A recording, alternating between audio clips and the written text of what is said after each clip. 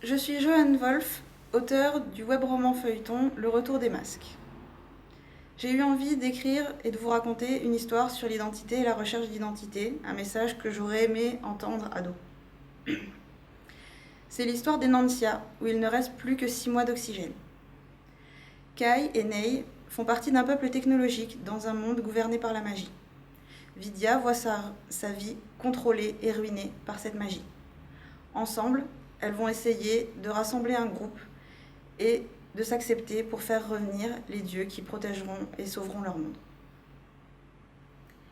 Il ne reste plus que 6 mois d'air et les jeunes et les faibles meurent déjà. Les paroles de Pike martelaient Ney. On se relève à peine d'une guerre. Ça nous a coûté la protection des esprits gardiens.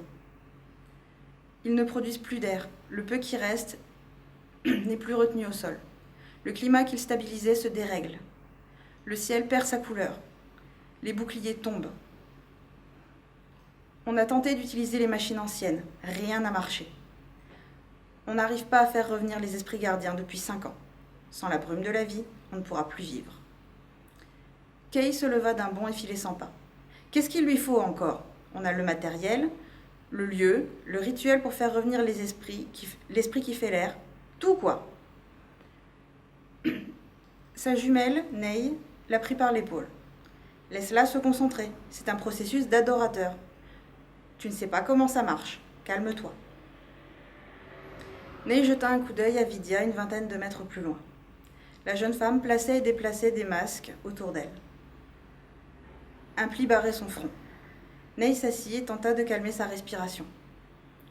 Ça ne changerait pas grand-chose sur leur espérance de vie, mais elle n'ajouterait pas sa crainte à celle des autres. Vidya se figea, les yeux fermés. Elle psalmodiait des mots au sens oublié. La mélopée prit de l'ampleur. L'air se chargea du poids de l'invocation. Les masques autour d'elle irradiaient d'une lumière faible. Chacun la sienne. Blanc, bleu, orange, indigo, jaune et gris. Les esprits répondaient. Le visage de Vidya se détendit. Ney se sentait bizarre, légère, protégée, acceptée, aimée.